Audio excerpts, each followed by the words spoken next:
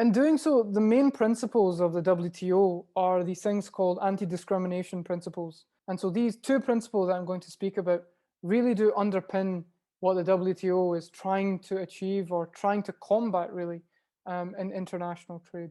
The first of the most important WTO principles is the most favored nation principle.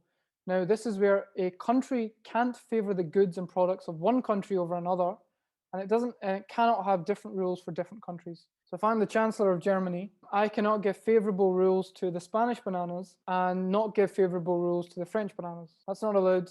You can't favor one nation over the other. The second of the two most important WTO discrimination principles is the national treatment principle, that once foreign goods have actually entered the market, a country cannot favor the domestic ones over the foreign ones, and the rules have to be equal for both. And so this is very similar to our example in the banana market. Once those Spanish or French or Dutch bananas are in the German market, they have to be treated equally.